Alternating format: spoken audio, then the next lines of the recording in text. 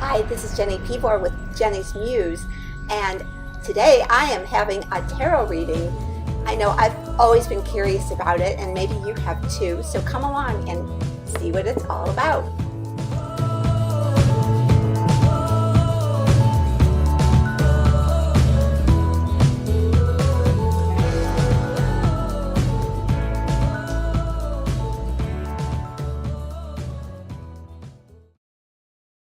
Thank you, Jenny. It's awesome to be here. So, should we just jump into a reading? Maybe you can talk about the cards a little bit as you lay them out and talk as you go through it, and then if I have questions, I'll ask you as we go along. Well, I think it's a good idea for you to ask the questions about the tarot first, because once I get into the reading, I want to flow with the reading and not get into any kind of description because it'll... Let's do it. Okay. So you ask me whatever you want to ask me. Okay. How long have you been doing this, and what drew you? Well, I was given my first tarot deck by my brother. It was about this size, and it was in French, and it was a Rider-Waite deck like this is in French. And my brother gave them to me, and he said, "Here." And I said, "What are they?" And he said, "They're tarot cards." I said, "Well, what do you do with them?" And he said, "I don't know, but they're supposed to be cool." And I said, "Yeah, they're cool." And I opened them, and I used to look at them, but never knew anything about them. And so then, after having them for years and just looking at them, I then started to go get readings with my girlfriends when we were 16. How old were you when you got your first deck? Probably 15, maybe, let's see, probably 14, 15. And then I ended up getting readings with my friends, and I was fascinated by what would come out of a reading. And then later I went with my mother to readings, and then I studied, and I took classes, and I practiced on my own, and I had friends who were very adept that I would be with, on a regular basis doing readings, and then I just started doing readings, and then... So what can you tell us about the history of tarot? Well, they're very medieval, and there's just a lot of history, and there are a lot of different types of decks. This is a very common Rider-Waite deck that I resonate with, but I've used other decks as well. And I've used decks that don't even have any particular images that are tarot in particular. And so these are my favorite because I like the way they're metallic. Oh, this is one of my favorite cards, the Fool. It's just feel free, be free. Yeah, yeah. Take a walk on the wild side. Yeah. So I just love the way these... Put that down so they can get a good shot of that. But actually, so the tarot can be interpreted as they, with all the different symbolism that's on them, which, they're very rich in. Or, like I said, I used another tarot deck from Italy. They're called tarot, but they're not really tarot. And so they were just art cards, and you can get images. So basically the secret is, after all this time, is that yes, you can either look at the symbolism or just basically get information while you're doing the reading. And that's why I don't want to stop and talk about what's happening during the reading, because it's not important necessarily, and it kind of stops other things. Okay, so let me ask you a question about the cards, because I used to be into this a little bit years and years ago, and I do remember that there's different kinds of cards, like there's rods, major arcana, minor arcana. Just a little about that? Well, this is, so there's the major arcana, and then there's the minor arcana. And then there are these, so let's see, the Magician. This is about manifesting. This is a major arcana. And the Fool. These are two of my favorite cards too. Beautiful. Put them They're down. gorgeous too. Yeah, so beautiful. This is all about manifesting what you're doing, for instance, for your show. Bringing together all that you know, all who you are and who you know, to come together into a manifestation such as this. We'll see if that card comes up. We'll see. And oftentimes they will, And then the minor arcana are more, if I can find one here, they're representative of, like pentacles. It's like keeping things together, grounding, keeping your money and your physical reality flowing, juggling the pentacles, the Two of Pentacles. Oh, that would be a good one to get. You got it. Yeah, So right. maybe this is your reading. Yeah, maybe this is it. Well, why don't we Because just... we could do it that way, actually. No, let's just jump in. Let's do a real one. Because actually, let's just go with this for a second. The Fool is just showing up and seeing what happens, and just going with your, the whim that you have for the moment or for your idea. This is the beginning of creativity and inspiration. This is manifesting. Wait a second, you need to put him down here. So It's okay. We're going to go into the okay, reading. let's go so do we can it. go on Yeah. forever. All right, let's So do it. what I'm going to do is have you face me a little bit here, if we can get a little bit closer, or just turn a little bit, and then take about 2 or 3 deep breaths. And when you're ready, say your name, and I'm going to go into a little prayer meditation with my cards.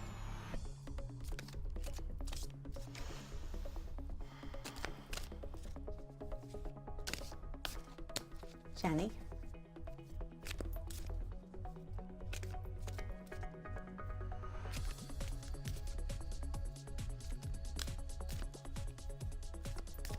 Okay, so what I do is I'm going to put the cards down in a formation that will give a snapshot of what's going on around you, what's been happening, what's coming in.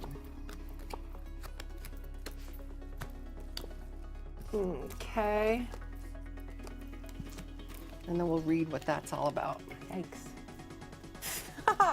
Well, we all have a lot of things going on right now. The world is influencing us, and we are going through a lot of changes, and it's awesome. It's all one. We're all one with it. So basically, the last year coming into today, it's like I feel like you've been getting really clear about what it is you want, how you want things, getting clear on paper, getting clear with lists of things to do, and coming to terms with what's been going on. Because it's like a wake-up call and clarifying what your life is about now and where you're coming into, and coming into more of your power. You're getting more into your personal power right now. You're coming into calling the shots, mental clarity, making your own plans and being responsible.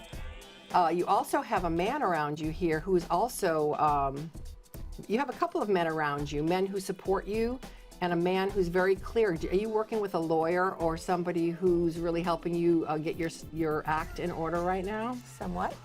So that person's a really good person to keep around. He is around. You don't need to keep him. He is around you, watching out, because there's a lot of change going on, a lot of move.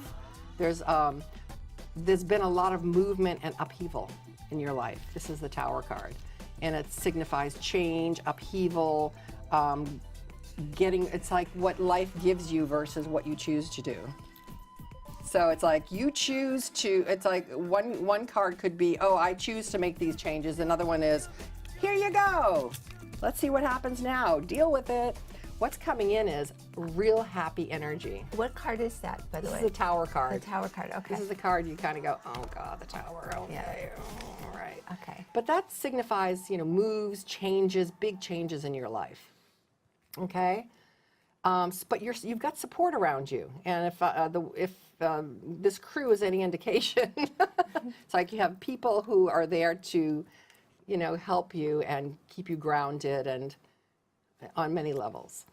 So this is great. You've got 2 aces, the beginning of new phases. Excellent. Besides coming into your own power, like I said before, and I didn't even go here and look, because that's how I read oftentimes. I don't look at all the cards necessarily and focus in on them that much.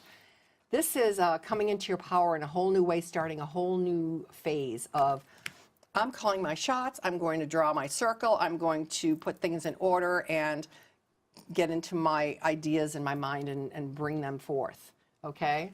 So, and this is all about getting grounded with your stuff and your body on the planet and your money. This is time you can bring money in, organize your stuff, your physical life, and say, okay, what do I want to keep around me? What don't I want to keep around me?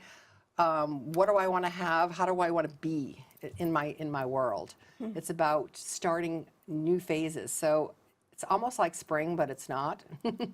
It's like a new growth coming in, a new period to flow with. Okay? Hopefully no weeds, but... Hey, you know what? You've got plenty of swords to cut them, don't worry. Good. And weeds are okay. Everyone has to weed, prune and weed. So this, you're a little bit nervous about staying balanced right now, and that's really important for you when you're going through changes, especially when you've dealt with like a huge disruption in your life. It's like, oh, am I going to stay balanced throughout this? I hope so, because on some level you're feeling exhausted, and it's important to stay grounded, one foot on the ground while you're going through the changes. Okay, so while everything's happening, breathe, meditate. Look at the ocean, go walk on the beach, do what it takes to just stay grounded, whatever that means for you, okay? Because are you feeling exhausted? Have you been feeling tired?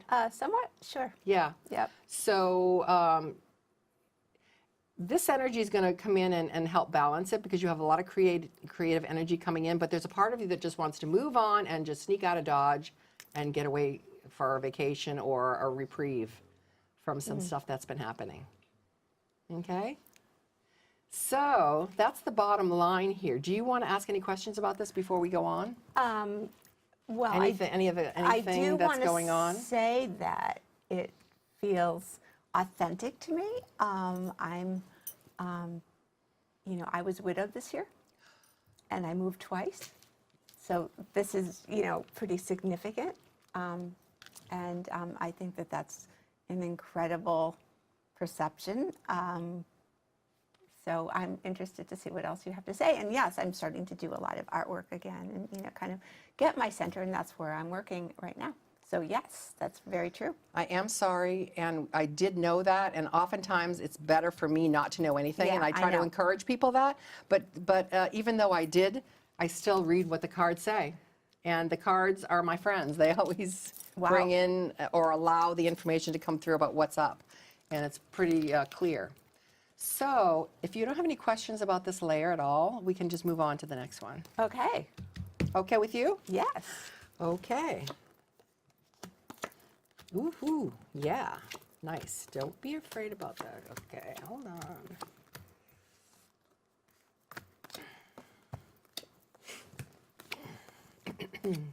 Oh, excuse my breathing with this mic. Well, I hope just you're make breathing. noises and breathe. Sometimes I breathe. Mic If sounds. you're not, we're in trouble. Okay, so yes, so let's continue on. You have been kind of in stealth mode, looking at, okay, where am I going to go next? What am I going to be doing next? This is like with my creativity, with my passion, what's next? It's like been on stealth mode. It's really important now, I'm feeling like, for you to go inside in whatever form of prayer meditation works for you, to allow your stress to diminish and to balance off all the stuff that's been going on that you're dealing with in your soul, in your mind, in your physical life. And so that means formal prayer meditation because of all the stress that you've been under and still are affected by, okay? Because there's a lot of change that's been happening. Prayer meditation is really important in whatever form that works for you. It can be formal, it can be going to a place of worship, a meditation, ashram, a church. It can be setting up an altar in your house that works for you, or a chair by a window, or a hammock, or going to the water and staring at the clouds or the sky. Whatever works for you to like bring you back down, like I said here.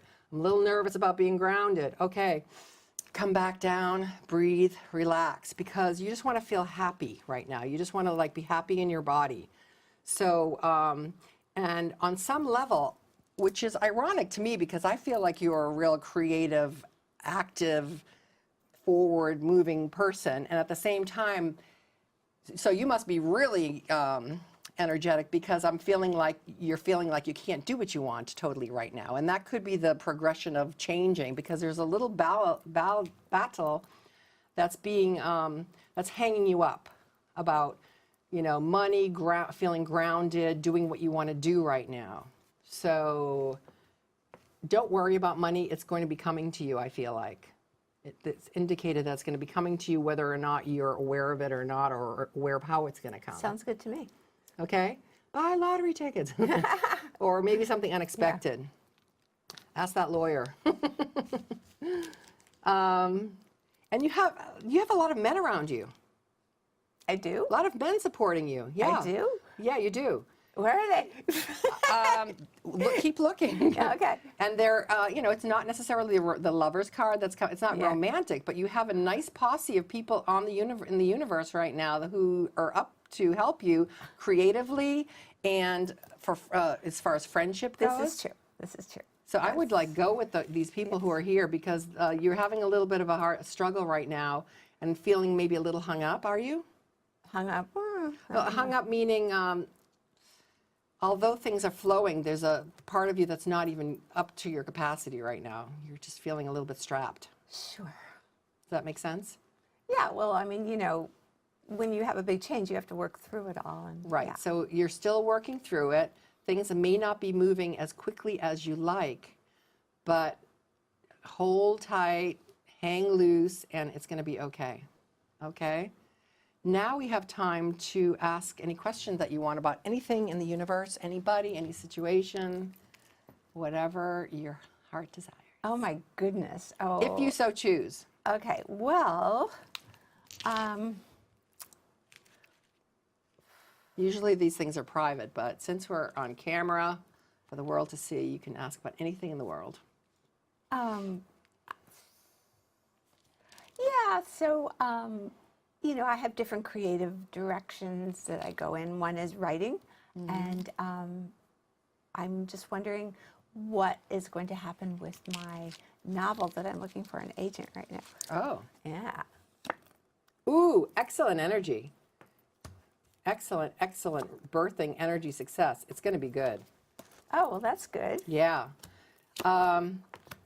Just go with what you're feeling. Feel like no holds barred, like you are a child manifesting what you want without the burdens of all of our conditioning and shoulds and what people think, and don't even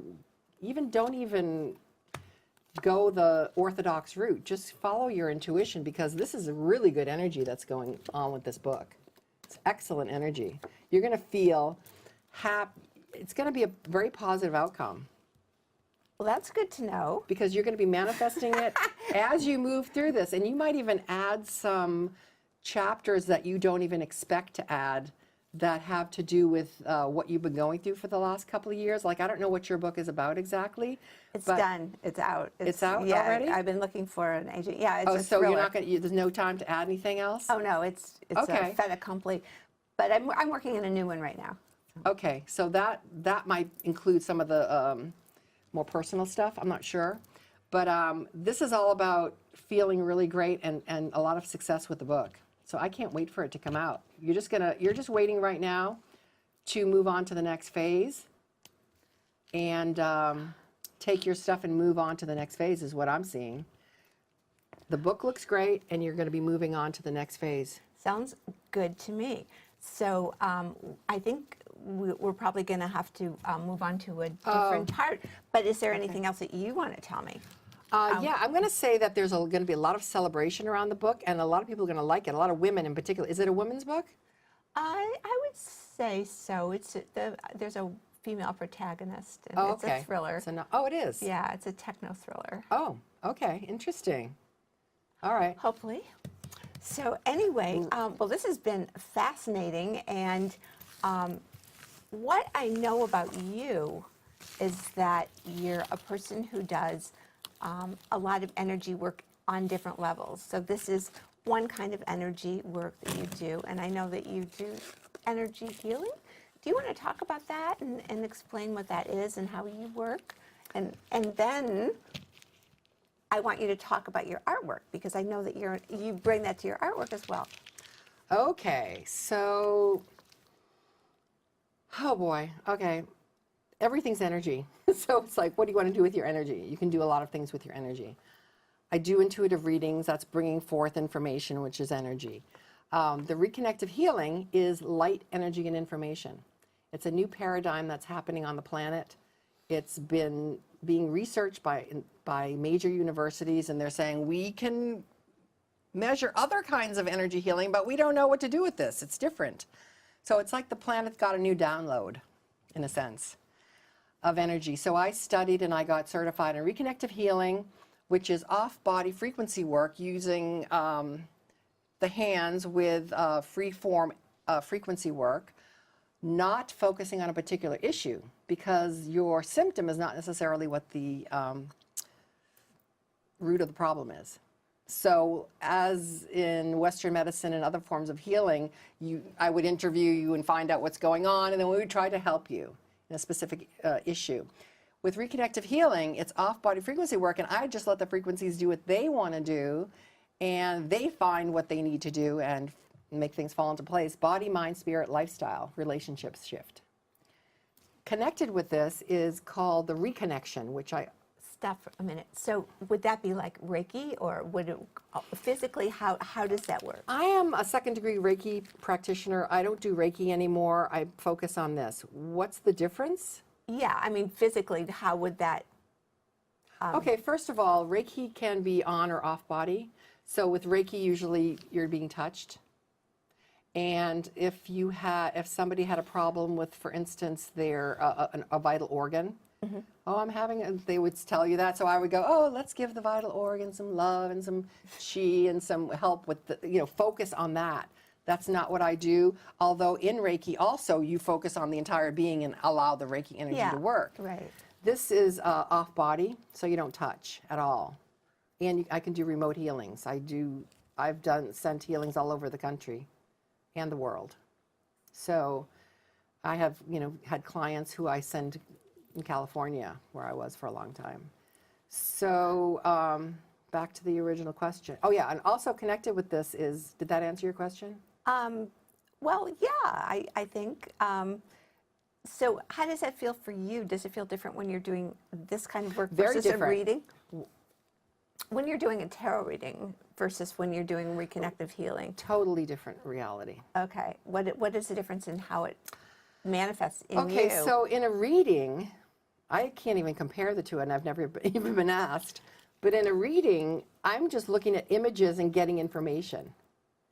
With reconnective healing, I'm just thinking about whatever I want to think about, and I'm following the feeling. And it's almost like Intuitive. feeling of two magnets opposing each other in my hands. That's how powerful it gets when I'm doing a reconnective healing, whether it's remotely or in person. Well, I have done this exercise where you The chi, yeah. yeah, you Oh, can yeah. put your hand like this and you Right. can actually feel that energy. Sure, yeah. So Yeah. I do know that Right. exists. We studied that in Zen Shiatsu many years ago. We used to do energy work in Zen Shiatsu. When I do... That really zapped my hand, by the way. It's Yeah. like, whoa. It's like you're like radiating. Right. When I do this work, though, it's different than any other energy work I've done before. It's like very different. So, as a matter of fact, when someone first showed me this frequency work with who did it, actually I had to stop and scratch my hand and shake it because it was like whoa, it was like big. Very strong. Connected with this is also something that I get certified in, which is called the reconnection, which is a 2-part appointment that you get only once per lifetime, designed to hook up our meridian system with the earth grids and the axiotonal lines in the sky. So kind of Whoa. like getting a hookup with the Matrix. Okay. Yeah, it's like a ancient biblical work that's been brought forth, and it's almost akin to what a christening should be when they christen babies. Do you know what I mean? Or you get baptized. It's something like, to me, that's the only thing that I can think about what it is. But it's actually the real thing hooking up the energy rather than more of a empty ritual. Interesting. And that is using the energy, except it is off body, but it's working with specific points on the body and meridians. Yeah.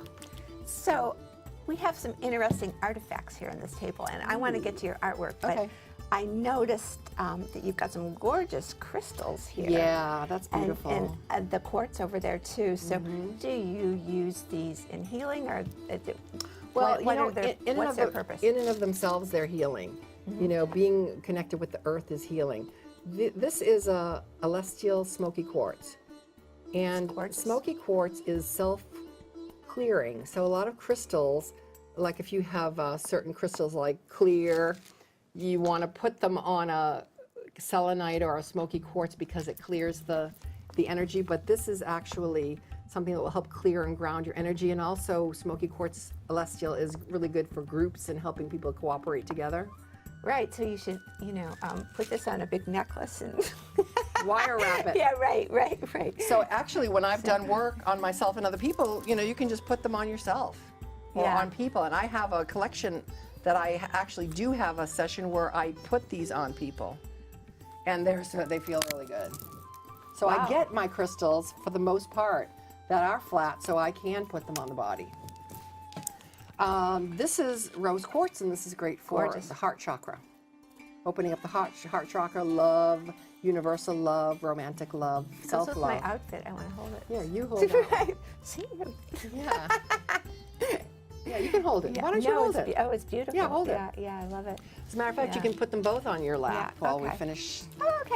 All And right. you can- yeah, there you go. All Just right. don't crash them together. Okay, very good. All right, let's talk about the other things So- on oh, this table now. I know that you have done these, and they're kind of like your artwork. I want you to talk about your artwork and Okay, I've always done something artistic all along my life in various levels, but untrained, more of a, I took art in high school. We had a serious art class in high school, but for a couple of years, but when I was in California, I met this really interesting woman named Lois Anderson, who was one of the original glue artists.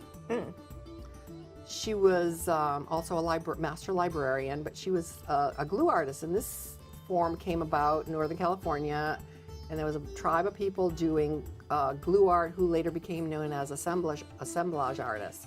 To me, it's a combination of mosaic, assemblage, and memory wear, and I combine it all together, being strongly influenced by the glue artists of California, who so glittery. I love it. would do huge. Lois would do like a bigger than life Venus. Her living room was full of all this stuff. A lot of her pieces went to the Oakland Museum in California. So this is a smaller version of some personal pieces that I made, and they can be used for jewelry. You can put various things in them, candles. And then I started making candlelit shrines. So I didn't want to bring any today, but you can, Yeah, I can share show some them, photos, or sure. you can go to my website, zenovia.org, and go and look at some other pictures that I have. I call it my Greek grandmother's home altars, meet the psychedelic glue artists. Because I grew up with my grandmothers teaching me how to clear the house with frankincense smoke, and they each had an altar in the house, and to me it was always very mysterious. And I grew up in the Greek Orthodox Church, and the Byzantine religion is very serious and solemn, and I think religion is very powerful, or spirituality is very powerful, but it doesn't have to be very serious and dark. Should be joyful. So I started decorating crosses and altars and all these things to lighten up spirituality. Yeah, nice. Spirit is everywhere. And so we can be in spirit everywhere, and we can pray in our own way. And some churches don't even teach people how to pray, in their, or meditate.